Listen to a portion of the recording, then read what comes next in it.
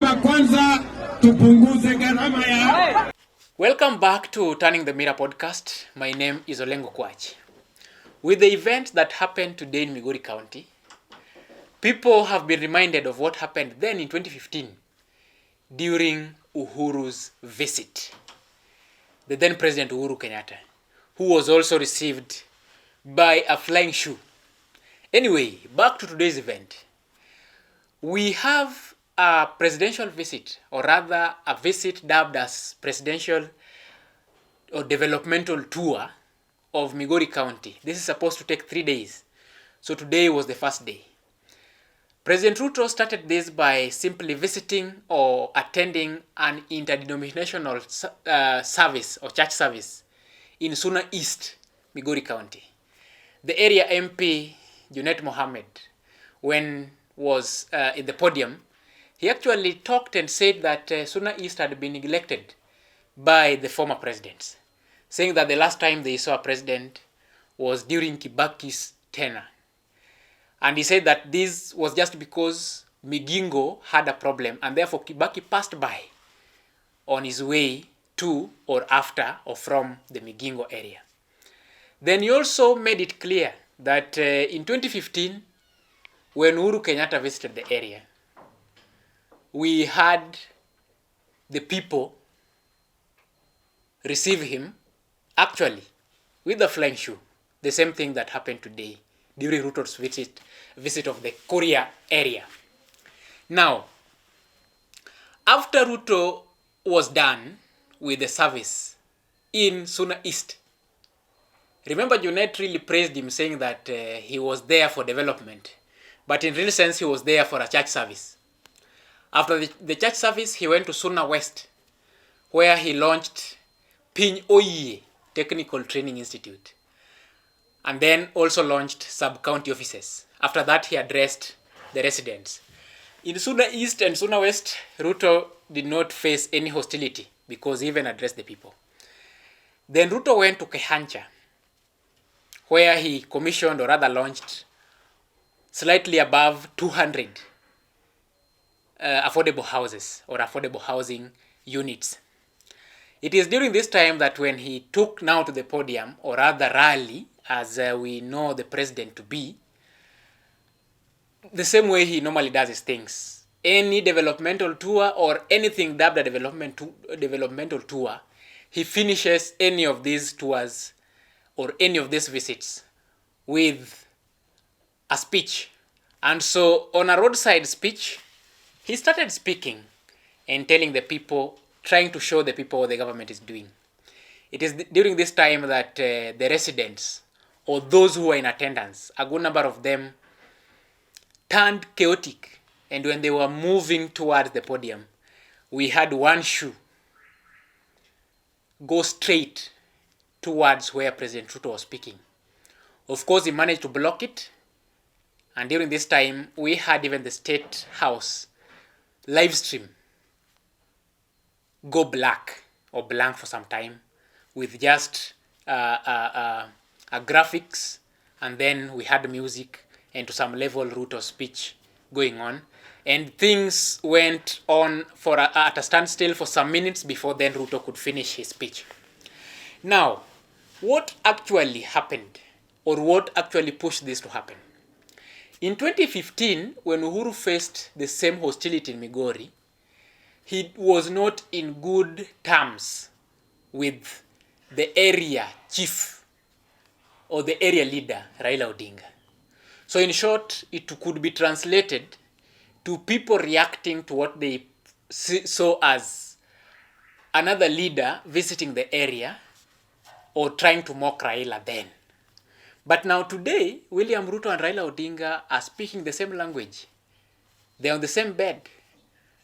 And when I say same bed, I mean same bed politically. And as a matter of fact, we have even leaders from this area, Migori, who are today serving in key positions in the government. So why then would Ruto face such a treatment in this area? One, remember across the country, Ruto is facing hostility. And that is why in some areas before he visits, you realize that money is dashed out.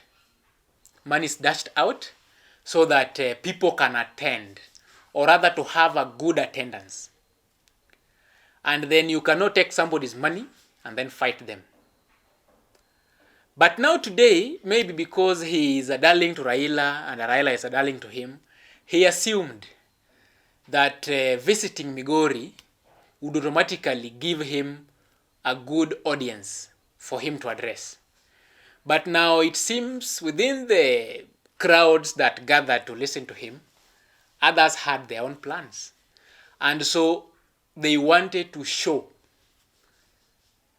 that they are not buying to the Ruto's stories. Because anyway, Ruto has a lot of lies with him, and at the same time, most of the projects Ruto has commissioned before, most of them are stalled. So he comes, launches, but in real sense, after a few months or weeks, these projects are stalled. So it seems many people are tired of this, and so they are not buying to these stories. Number two, high chances are that this person who threw the show towards Ruto, in one way or the other, this government has rubbed his shoulder the wrong way. His or her shoulder, depending on who threw the shoe. Of course, we've had a good number of people arrested. We've heard of about 3 people. So you could wonder how 3 people actually held the shoe together and then threw it at the president. But anyway, it is either the economy that is rubbing this guy's shoulder the wrong way, and therefore he wanted to actually pass a message to the president, and this was maybe his best option or best way of passing this message. Or either, during either of the protests, remember we had 2023 protests against the then Finance Bill 2023, which were led by the opposition, the Azimio coalition, Raila himself, among other opposition leaders who were then in the Azimio coalition. People actually faced the wrath of the government, police brutality. Then after that, we recently had the Gen Z protest in June 2024 against the then Finance Bill 2024. Again, during that time, we also saw or faced police brutality with a number of people actually dying, others abducted, and even saw others go missing to date because other people have never been found. And therefore, you'd realize that during this time, it is most likely that this person, at some point, the government had rubbed his shoulders on the wrong way, either through the economical constraints with what is going on, in as much as the government would come and say that now the price of these commodities are down, but there's no money. So you'd wonder how things are working out. Or this person has had a relative or himself or herself personally face police brutality as part of the excesses of this government. So the question is, what would then happen after this? Because remember, during the Gen Z protest in 2024, people started storming out to the streets one by one, slowly, and as long as those who were in the house could see that the numbers were increasing, that is exactly what made other people come out of the house to actually join other protesters. So what does this communicate to this government and even to the security officers? This shows you that then whenever Ruto will visit an area where people are not buying his ideology, then you must be very careful, because what happened today is actually showing other areas that it can be done. So people would either go for that option because the term or the song Ruto must go is turning to be, Ruto actually said he's used to that. And therefore maybe Ruto must go is not sending the message that the majority or a good number of citizens are trying to send out there. And therefore, many people might decide to go this way. Many people might turn violent, and therefore it is not going to be business as usual. Because with this happening, and relating it to what happened during the Gen Z protests, the moment people came out and other people saw that people were really out there, they came out and joined forces. So with people from other areas seeing what has happened in Kehancha today, it is most likely that whenever the president visits an area where many people doesn't buy or many people don't buy his ideologies, they might decide to do it the same way or slightly different, but then pass the message differently. Give us your comments on the comment section. Leave us what you think, how you view this, your views on what actually happened today, and actually what you think the government should do to make things right. What are your thoughts? What are your takes of today's happening during Ruto's visit of Kehancha area? Please subscribe, like this video, share with your circles, and also let your people or advise your people to also subscribe. My name is Kwachi.